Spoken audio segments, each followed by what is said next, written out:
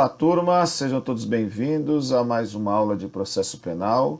O tema de hoje será rito sumaríssimo, ou rito da Lei 9.099. Então, nós vamos estar falando aqui do procedimento sumaríssimo. É um procedimento que foi trazido ali já no Código de Processo Penal, artigo 394, parágrafo 1º, está lá, inciso 3, sumaríssimo para as infrações penais de menor potencial ofensivo na forma da lei. E a Lei 9.099, que é a que trata do procedimento sumaríssimo, traz esse tema entre os artigos 77 a 83 da Lei 9.099 de 95. Nós vamos explicar a fase anterior ao procedimento sumaríssimo, a fase preliminar, a fase instrutória, para que cheguemos aí especificamente no procedimento sumaríssimo e façamos aí a comparação com o rito comum ordinário, com o rito sumário. Espero que todos estejam realmente bem, tenham todos uma excelente semana e aproveitem a aula que estamos começando. Muito obrigado. Nos despedimos agora e vamos seguindo. Bom, então só repetindo, a Lei 9.099 de 95 é a que regula o procedimento sumaríssimo, previstos aqui entre o artigo 77 a 83 da Lei 9.099. O Código de Processo Penal, como já falamos nos ritos ordinário e sumário, traz no seu artigo 394, em seus parágrafos, o seguinte: aplica-se a todos os processos o procedimento comum, salvo disposições em contrária deste Código de Lei Especial. O parágrafo 4º, as disposições dos artigos 395 a 398 deste Código aplicam-se a todos os procedimentos penais de primeiro grau, ainda que não regulados neste Código. E o parágrafo 5º, aplicam-se subsidiariamente aos procedimentos especial, sumário e sumaríssimo, as disposições do procedimento ordinário. Então, nós vamos verificar que a Lei 9.099 tem princípios próprios e, por terem princípios próprios, o rito da Lei 9.099 deve ser seguido. Em uma omissão, e nós vamos tratar eventualmente delas, aí sim a gente segue o rito ordinário ou, se for o caso, o rito sumário conforme a omissão. Bom, Lei 9.099, é importante que a gente faça uma introdução sobre a Lei 9.099, porque o procedimento sumaríssimo ele tem uma fase anterior.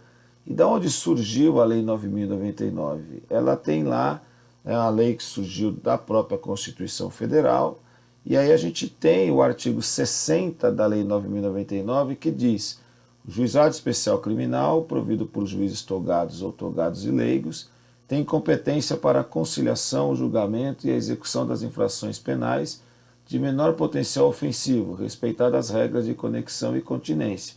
Porque se eu tenho uma infração de menor potencial ofensivo, conexa ou continente, como a infração do rito ordinário, sumário ou até mesmo do rito do júri, o rito ordinário, sumário e o rito especial absorverá a Lei 9.099. Parágrafo único do 60.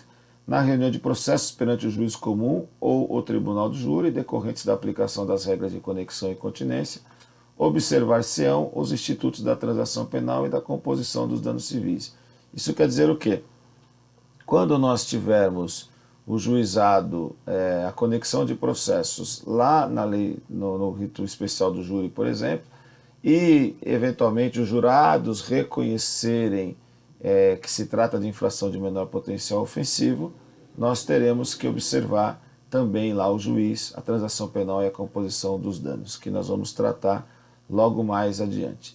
E o que é infração de menor potencial ofensivo? O artigo 61 diz que consideram-se infrações penais de menor potencial ofensivo, para os efeitos desta lei, as contravenções penais e os crimes, a que a lei comine pena máxima não superior a 2 anos, cumulado ou não com multa.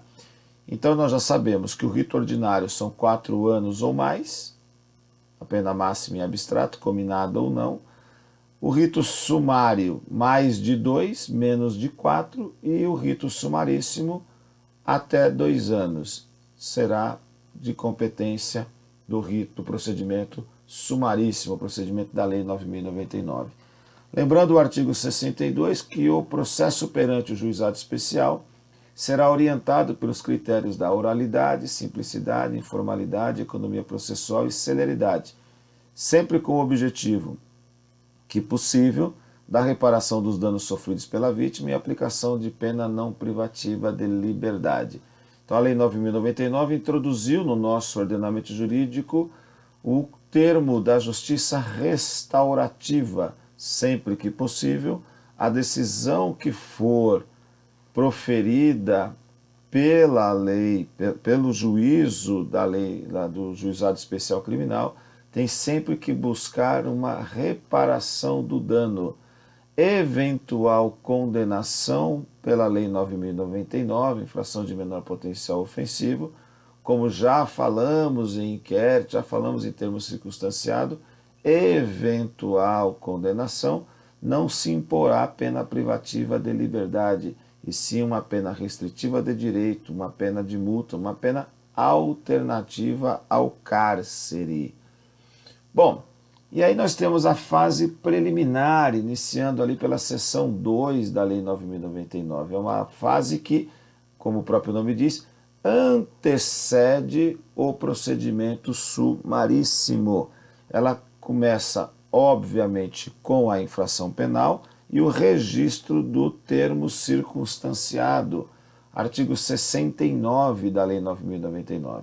A autoridade policial que tomar conhecimento da ocorrência lavrará termo circunstanciado e o encaminhará imediatamente ao juizado com o autor do fato e a vítima, providenciando-se as requisições dos exames periciais necessários. Ao autor do fato que, após a lavratura do termo, for imediatamente encaminhado ao juizado ou assumir o compromisso de a ele comparecer, não se imporá prisão em flagrante, nem se exigirá fiança. Em caso de violência doméstica, o juiz poderá determinar como medida de cautela seu afastamento do lar, domicílio ou local de convivência com a vítima.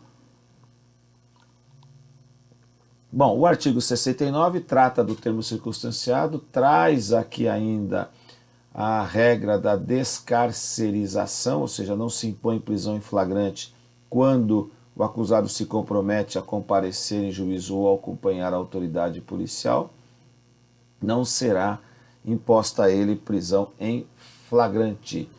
Visando dar maior celeridade ao procedimento sumaríssimo, ou seja, ao procedimento investigatório, o artigo 69 da Lei 9.099 dispensou a instauração do inquérito policial para apurar as infrações penais de menor potencial ofensivo.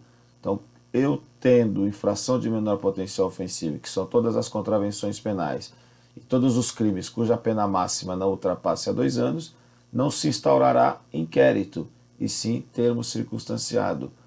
Então, a gente tem que entender esta situação.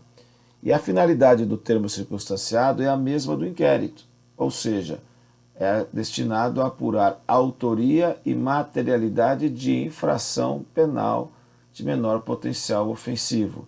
Agora, como a Lei 9.099 é regida pelos princípios da oralidade, simplicidade, economia processual e informalidade, esta apuração de infração penal de menor potencial ofensivo, ela é feita sem aquela necessidade de colheita minuciosa de provas. Então, vai ser feita a investigação pela autoridade policial, mas o rigor, a solenidade com que é feito o inquérito policial, no termo circunstanciado, ela é menor. Não que não se respeite o devido processo legal, a ampla defesa, o contraditório, mas sim que também respeite-se e sejam norteados os princípios informadores da Lei 9.099. O artigo 70 da lei ainda diz: comparecendo o autor do fato e a vítima, e não sendo possível a realização imediata da audiência preliminar, será designada a data próxima da qual ambos sairão cientes. O 71. Na falta do comparecimento de qualquer dos envolvidos, a Secretaria do Juizado Especial Criminal providenciará sua intimação, se for o caso, a do responsável civil, na forma do artigo 67 e 68 desta lei. O que nós temos aqui, né? Quando diz lá no artigo 69, então houve uma infração de menor potencial ofensivo, se registrou o termo circunstanciado. Não se impõe prisão em flagrante se o autor se comprometer a comparecer posteriormente quando intimado, esta acaba sendo a regra, ou se comprometer a comparecer imediatamente no juizado especial criminal. Isso não é em todo estado da federação que possui. A regra é que registra o termo circunstanciado, o autor assume o compromisso de, quando intimado, comparecer em juízo. Comparecendo o autor e vítima, o que vai fazer o juiz? Ele vai propor uma conciliação. Se não comparecer por alguma circunstância, aí o juiz vai designar uma próxima data para que esta audiência de conciliação ela ocorra. Lembrando-se sempre que o juizado especial criminal ele é regido também pelo princípio da restauração, ou seja, da justiça restaurativa. Sempre que possível tem que se buscar a reparação do dano, ou seja, sempre que possível buscará uma conciliação entre as partes, para que não haja a agrura, né, o rigor aí do processo propriamente dito. Artigo 73. A conciliação será conduzida pelo juiz ou por conciliador sob sua orientação. Parágrafo único do 73 diz: os conciliadores são auxiliares da justiça recrutados na forma da lei local, preferentemente entre os bacharéis em direito, excluídos que exerçam funções na administração da justiça criminal. Na audiência preliminar, presente o representante do Ministério Público, o autor do fato e a vítima, e, se possível, o responsável civil, acompanhados por seus advogados, o juiz vai esclarecer sobre a possibilidade da composição dos danos e da aceitação da proposta de aplicação imediata de pena não privativa de liberdade. Então, o que será feito? Então, o juiz vai propor, vai falar que as partes, autor e vítima, podem fazer um acordo. Em fazer deste acordo, será extinto aí o processo. Nós nem teremos o procedimento sumaríssimo, ficaremos aqui na fase preliminar. Que é o que diz o artigo 74, né? A composição dos danos civis será reduzida a escrito e homologada pelo juiz mediante sentença irrecorrível. Terá eficácia de título a ser executado no juízo civil competente, tratando-se de ação penal de iniciativa privada ou de ação penal pública condicionada à representação. O acordo homologado acarreta a renúncia ao direito de queixa ou representação. Então, como é que funciona? Termo circunstanciado, marcou data para autor e vítima estarem presentes. Se estiverem presentes, o juiz já fala da possibilidade do acordo previsto lá no artigo 72, 73 e 74. Bom, se não estiverem presentes, o juiz vai remarcar a data dessa audiência de conciliação. Estando presente, de acordo com o artigo 72 e artigo 73, o juiz promoverá esta possibilidade de conciliação entre as partes.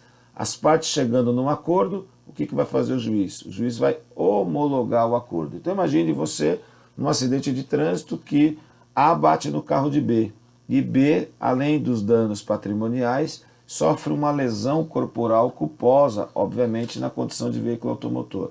Muito provavelmente, quem tem esse tipo de situação não quer ver o agente ali ser condenado, ir para a cadeia e assim por diante. O que ele deseja?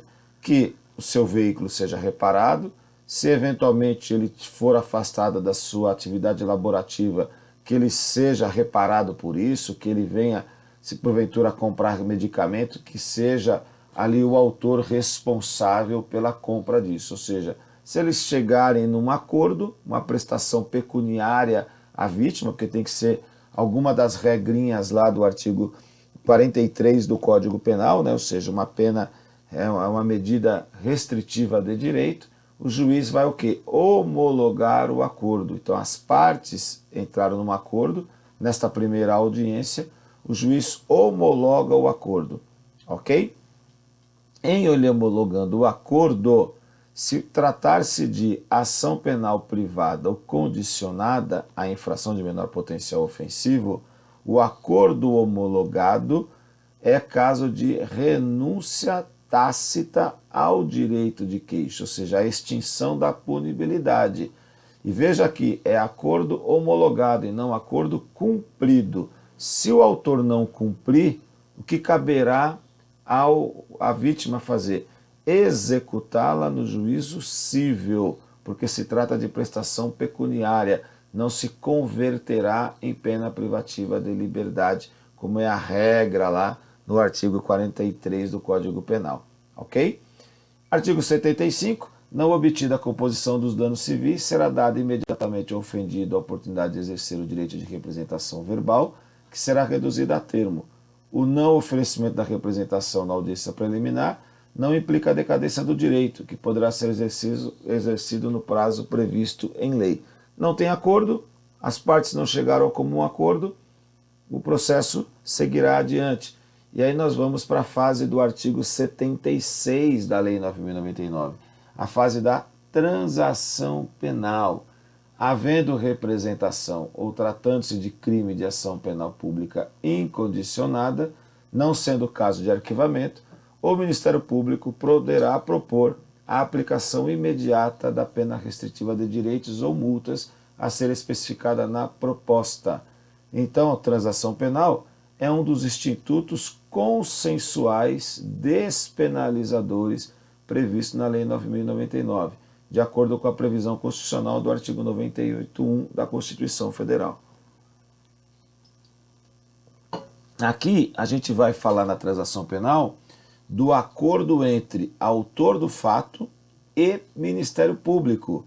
E como o Ministério Público não pode propor uma ação indenizatória para a vítima, como há na composição civil do dano que vimos anteriormente, o promotor é obrigado a apresentar para o autor do fato uma possibilidade consensual de uma pena restritiva de direito, prevista lá no artigo 43 do Código Penal. Então o promotor apresenta lá uma prestação de serviço à comunidade, uma prestação pecuniária, o promotor pode apresentar lá uma suspensão do direito de dirigir, suspensão de se ausentar da comarca, ou seja, alguma das medidas restritivas que nós temos lá no artigo 43 do Código Penal. Mas para que o autor possa ser beneficiado da transação penal, ele precisa preencher requisito. Nas hipóteses de ser a pena de multa a única aplicável, o juiz poderá reduzi-la até metade. Não se admitirá a proposta se ficar comprovado ter sido o autor da infração condenado pela prática de crime, a pena privativa de liberdade por sentença definitiva, ter sido o agente beneficiado anteriormente no prazo de 5 anos pela aplicação de pena restritiva ou multa nos termos deste artigo, não indicar os antecedentes, a conduta social e a personalidade do agente, bem como os motivos e as circunstâncias, ser necessário e suficiente a adoção da medida. Ou seja, aquilo que a gente sempre fala, a lei estabelece requisitos para a transação penal. Se o autor, e aí entra a função do advogado, para orientar o autor, se o autor não está inserido nos dispositivos dos incisos 1, 2 e 3 do parágrafo 2º, passa a ser um direito subjetivo do autor o oferecimento da transação penal.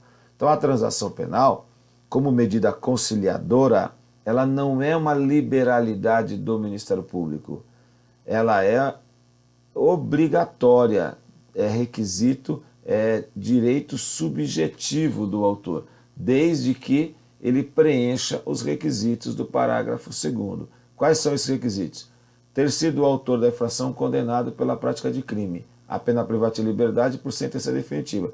Se ele não tivesse sido condenado, se ele estiver respondendo o processo, se ele tivesse sido condenado e a pena a qual ele foi condenado, o crime que ele foi condenado não for de pena privativa de liberdade, ele terá direito à transação. Mas veja que os incisos 1, 2 e 3 do parágrafo 2º são incisos cumulativos. ter sido agente beneficiado anteriormente no prazo de 5 anos. Ou seja, ele só pode ser beneficiado pela transação penal se no prazo de 5 anos ele não estiver no benefício ou não tiver sido beneficiado. Aí ele não pode. Não indicar os antecedentes, a conduta social e a personalidade do agente, bem como os motivos e as circunstâncias, ser necessária e suficiente a adoção da medida. Então, se ele reúne, né, no caso aqui, a contrário senso, ele não reúne nenhuma dessas circunstâncias restritivas do parágrafo 2º, passa a ser um direito subjetivo do acusado, do autor, à transação penal. O promotor é obrigado a fazê-la. Se não o fizer, nós estamos diante de uma nulidade absoluta, mesmo sendo em fase preliminar. O parágrafo 3º do 76 ainda nos traz: aceita a proposta pelo autor da infração e seu defensor, será submetida à apreciação do juiz. Acolhendo a proposta do MP, aceita pelo autor da infração, o juiz aplicará a pena restritiva de direitos ou multa, que não importará em reincidência, sendo registrada apenas para impedir novamente o mesmo benefício no prazo de 5 anos. Parágrafo 5º. Da sentença prevista no parágrafo anterior, caberá apelação referida no artigo 82 desta lei. A imposição de sanção de que trata o parágrafo 4º deste artigo não constará da certidão de antecedentes criminais, salvo para os fins previstos no mesmo dispositivo, e não terá efeitos civis, cabendo aos interessados propor ação cabível no juízo civil. Então, olha lá, tanto a composição civil do dano quanto a transação penal, em sendo aceitas, em sendo homologadas, não contará aquela infração para a reincidência do acusado. O acusado, se for primário, não perderá a primariedade. Então veja que é vantajoso, dependendo da circunstância, se fazer uma composição civil do dano e se fazer uma transação penal. Da decisão, né, de concede a transação penal, cabe apelação, fundamento no artigo 82 da Lei 9.099, e o agente, como diz aqui o parágrafo 6º, não perde a primariedade, ou seja, não vai contar para a sua certidão de antecedentes. Bom, e aí nós temos o seguinte, né, a súmula vinculante 35. A homologação da transação penal, prevista no artigo 76 da Lei 9.099 de 95, não faz coisa julgada material, e descumpridas suas cláusulas, retoma-se a situação anterior, possibilitando-se ao Ministério Público a continuidade da persecução penal, mediante oferecimento de denúncia ou requisição de inquérito policial. O que é isso aqui, turma? Olha lá. Quando nós falamos da composição civil do dano, a gente falou o acordo homologado e não o acordo não cumprido. Acordo não cumprido vira dívida ativa da União, ou seja, vai ser cobrado. A transação penal, que se aplica a uma pena restritiva de direito, o não cumprimento da transação penal, esse não cumprimento, como é pena restritiva de direito, a regra, se a gente for olhar o Código Penal, a regra é a conversão da pena restritiva de direito em pena privativa de liberdade. Mas isso não é possível ser feito porque, se vocês observarem, o que é que nós temos até esse presente momento? Nós temos o TC, termo circunstanciado de ocorrência, nós temos uma audiência de conciliação para buscar-se a reparação do dano, e agora nós temos uma audiência para a transação penal. Então eu não tenho denúncia, eu não tenho nem investigação formal. Eu tenho, pelo princípio da informalidade, da economia processual, nós temos um termo circunstanciado. Então, eu não posso simplesmente converter uma pena restritiva de direito em pena privativa de liberdade porque eu não tive processo, eu não tive sentença condenatória. E aí precisou se manifestar o Supremo Tribunal Federal, deveria ter sido o legislador, porque nós ficamos com este imbróglio desde 95, então deveria o legislador ter alterado o artigo 76, ou seja, a eficácia da transação penal se daria com seu cumprimento, mas não, ficou uma lacuna na lei. Aí teve que vir o Supremo e se manifestar. Criou a súmula vinculante 75. O que quer dizer? Que se o acusado não cumprir o dispositivo na Lei 9.099, este acordo que foi homologado não faz coisa julgado materialmente, ou seja, descumpridas suas cláusulas, retoma-se a situação anterior, possibilitando ao MP a continuidade da persecução penal mediante oferecimento de denúncia ou requisição de inquérito policial. Então, eu já tinha um TC, foi marcada a audiência de instrução e julgamento, a audiência de conciliação, autor e vítima presente, fizeram um acordo, só que o autor não cumpriu. O que é que vai ser feito? Desconsidera, pela súmula vinculante 35, desconsidera-se o que foi acordado, já que ele não foi cumprido, e dá direito ao Ministério Público a continuidade da persecução penal, mediante oferecimento da denúncia ou requisição do inquérito policial. Então, o que vai fazer o Ministério Público? Como até aquele presente momento ele só tinha o termo circunstanciado, ele vai oferecer a denúncia.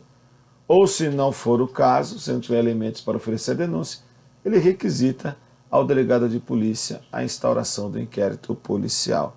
Veja que aí a gente vai sair já da regra do termo circunstanciado, vamos para uma súmula vinculante e vamos para um rito ordinário e sumário. Essa é a instrução que nós temos quando se tratar da ausência o não cumprimento do acordo homologado de transação penal.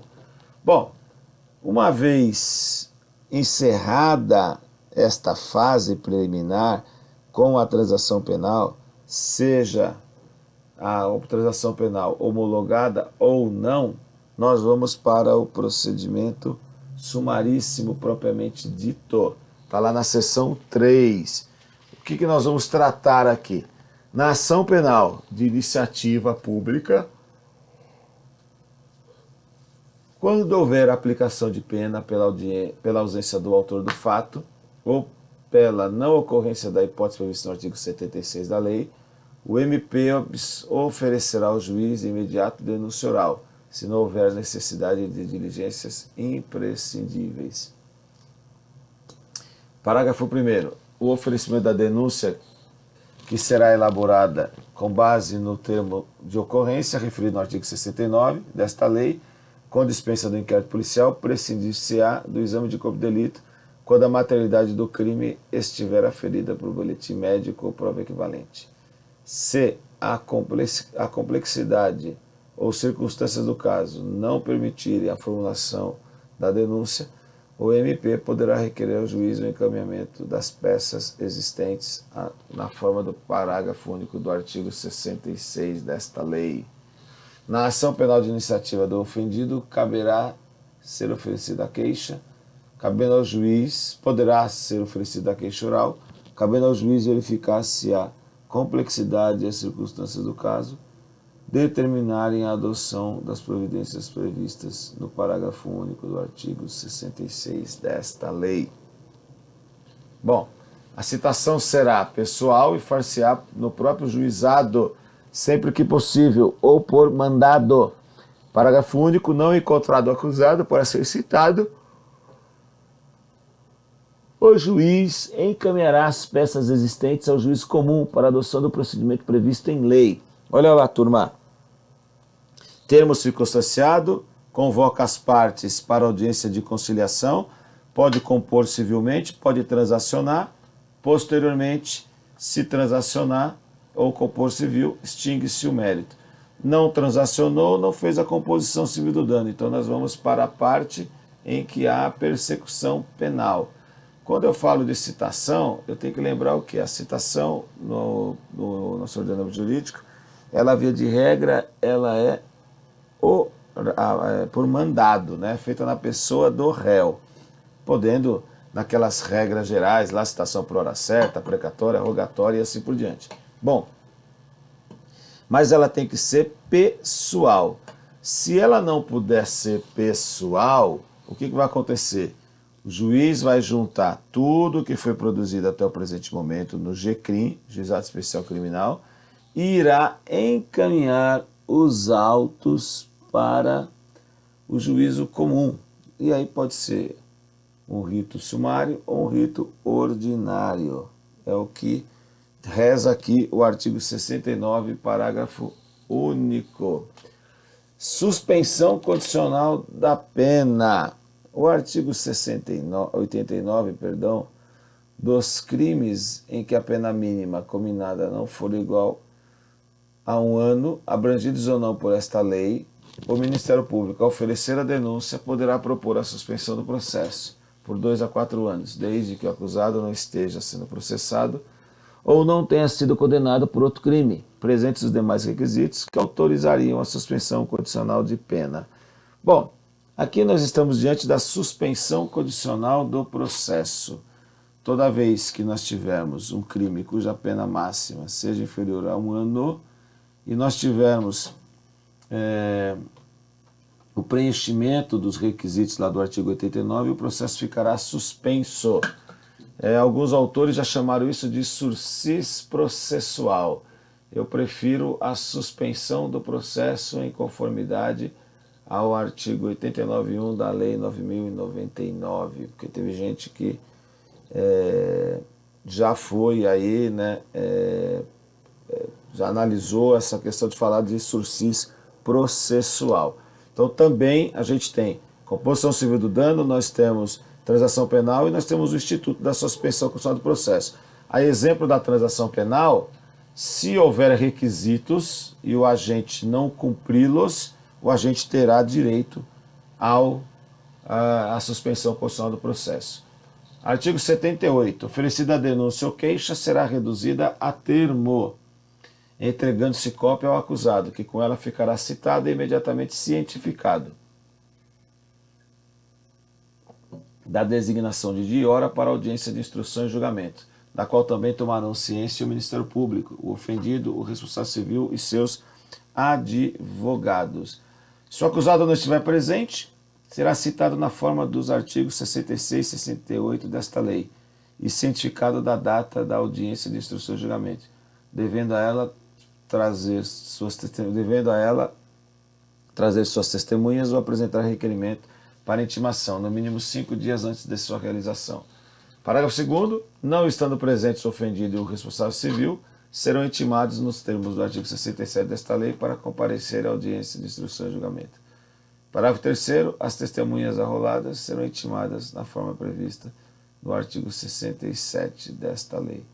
Primeiro vai se ouvir as testemunhas lá de acusação, depois as testemunhas de defesa e vice-versa. Primeiro vai se ouvir as testemunhas de defesa lá e depois as testemunhas de acusação. Então, a regrinha lá de que conforme estabelece o artigo 67. Audiência de instrução e julgamento e debates. No dia e hora designados para audiência de instrução e julgamento, se na fase preliminar não tiver havido a possibilidade de tentativa de conciliação e de oferecimento de proposta pelo MP, proceder-se-á nos termos dos artigos 72, 73, 74 e 75. Nenhum ato será adiado, determinando o juiz, quando imprescindível, a condução coercitiva de quem deva comparecer. Bom, então veja lá, eu tenho o termo circunstanciado, possibilidade de conciliação. Não havendo essa possibilidade, nós vamos para a composição civil do dano do artigo 74. Se não havendo a composição civil do dano, nós vamos para a transação penal, artigo 76. Mas pode, né, e não havendo a composição do artigo 76, nós reduziremos a denúncia a termo e passaremos a adentrar o procedimento sumaríssimo. Bom, aí o que nós vamos ter? Semelhante ao que há no rito ordinário e no rito sumário, né? No dia e hora designados para audiência da instrução de julgamento, se na fase preliminar não tiver havido possibilidade de tentativa de conciliação e de oferecimento de proposta pelo MP, proceder-se-á de acordo com os artigos 72 a 75. O que quer dizer isso? Por algum motivo não esteve presente nem o autor, nem a vítima lá na fase do artigo, na fase preliminar, lá na fase da composição civil do dano ou da transação penal. Então, se eles não estiverem presentes, mas estão agora presentes na audiência de instrução e julgamento, oferece-se a possibilidade de ambos entrarem num acordo, composição civil do dano ou transação penal. Se não houver acordo, aí sim nós vamos para o procedimento sumaríssimo propriamente dito. O artigo 80 fala que nenhum ato será adiado, muito em função da regra do princípio da celeridade trazido pela Lei 9.099, mas existem casos, sim, de excepcionalidade, de adiamento em função do atraso, em função aí de não comparecer a vítima, ou até mesmo a testemunha, ou até mesmo o acusado, ok? Bom, aberta a audiência, será dada a palavra ao defensor para responder à acusação, após o que o juiz receberá ou não a denúncia ou queixa. Havendo recebimento, serão ouvidas a vítima, as vítimas e as testemunhas de acusação e defesa, interrogando-se a seguir o acusado a ser presente, passando-se imediatamente aos debates orais e à aprovação da sentença. Aqui é importante chamar a atenção para o seguinte, né? Aberta a audiência de instrução e julgamento, será dada a palavra ao defensor para responder à acusação que foi elaborada por meio da citação. Bom, e aí aqui já vem inovação. Responder à acusação quer dizer, não pode trazer por escrito. Então quem for advogar no GCRIM precisa atentar para esses detalhes, ok? Acusação após o que o juiz receberá ou não a denúncia. Se ele não receber, justiça restaurativa. Se ele receber, o processo vai seguindo. Uma vez recebida a denúncia ou queixa, não havendo ameaça, recebimento. Serão ouvidas a vítima, mesma regrinha, mesma ordem do rito ordinário do rito sumário. Ouve-se vítima, depois testemunha de acusação e defesa, nessa ordem, lembrando que quem faz pergunta primeiro para a defesa é a defesa, quem faz pergunta primeiro para a acusação, para o réu, é o Ministério Público. Testemunha de acusação, testemunha de defesa e interrogando-se a seguir o acusado, porque nós vimos aí que é importante comparar com o rito ordinário, né? Com o rito sumário. O que tem diferente aqui, ó? Aberta a audiência, será dada a palavra ao defensor, igual, para responder a acusação após o que o juiz receberá ou não. Na verdade, a parte primeira aqui do artigo 81, nós não temos esse precedente no rito ordinário e sumário. A parte conversa com o juiz por meio das intimações, mas aqui, como o processo é regido pela oralidade, pela informalidade, eu tenho denúncia, permite-se aqui, antes de iniciar os trabalhos, do acusado responder à acusação. Aí é importante instruí-lo, tal, e assim por diante. O juiz receberá ou não a denúncia ou queixa. Havendo recebimento, serão ouvidos a vítima e as testemunhas de acusação e defesa, interrogando-se a seguir o acusado, se presente, passando-se imediatamente aos debates orais e à aprovação da sentença. O artigo 34 da Lei 9.099, lá do GPEC, traz as testemunhas, até o máximo de 3, cada parte, comparecerão à audiência de instrução e julgamento, levadas pela parte que as tem arrolado, independentemente de intimação ou mediante esta, se for assim requerido. Bom, testemunhas máximo de 3, aí a gente tem que se valer em analogia do juizado especial civil, lá fala em 3, aqui não fala nada.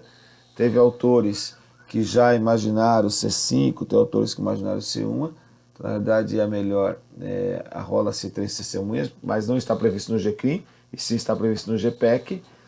E quando a gente vai discutir esta matéria, é importante que as partes saibam quais são os contrapontos do juiz, ok? Bom, E aí, com isso, né, a gente encerra a aula aqui do rito sumaríssimo. Então, só para que a gente possa lembrar, eu tenho termo circunstanciado, depois vai ser intimado o autor do fato a comparecer em juízo para a audiência de conciliação. Havendo conciliação, o juiz vai homologar os autos e está extinta a penalidade, está extinta a punibilidade do agente, ou seja, não será julgado o mérito. Se não houver a composição civil do dano, autor e vítima, nós vamos lá para a fase da transação penal. O promotor e o réu, né, o promotor e o acusado, irá propor a possibilidade de uma transação penal, ou seja, aí vai converter-se, né, a proposta é converter pena privativa de liberdade, né, então, em pena restritiva de direito, ou seja, porque nós sabemos que não há na Lei 9.099 pena privativa de liberdade, e sim pena restritiva de direito ou pena de multa, as penas alternativas.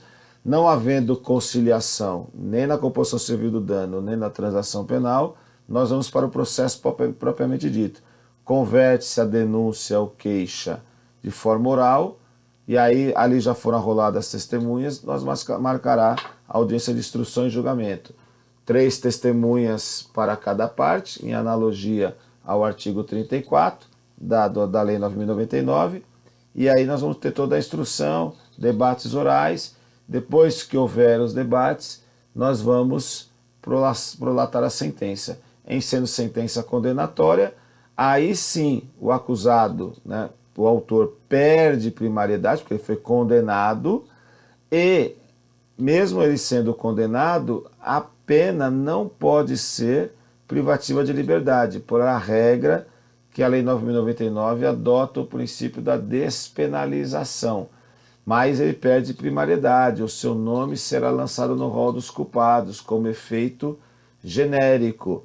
Ao contrário de que, se ele fizer a composição civil do dano ou a transação penal, ele, ao final do cumprimento, não perderá a primariedade. Então é uma questão de estratégia de, principalmente o advogado, orientar o seu cliente, né? Faz uma composição civil do dano, faz uma transação penal, que não são instrumentos de admissão de culpa, são as regras do processo. É mais fácil você fazer uma composição civil do dano, fazer uma prestação pecuniária à vítima, ou uma transação penal, cumprir uma pena restritiva de direito, a ter que ser submetido a um procedimento e ao final vir a ser condenado. Mesmo sendo pena restritiva de direito, pena alternativa, você, autor, perderá a sua primariedade. Então é isso que a gente precisa levar em mente, tá ok? Então é isso, turma, que eu tinha para falar de rito sumaríssimo. Muito obrigado pela atenção, uma ótima semana a todos e até a próxima, se Deus assim permitir. Muito obrigado.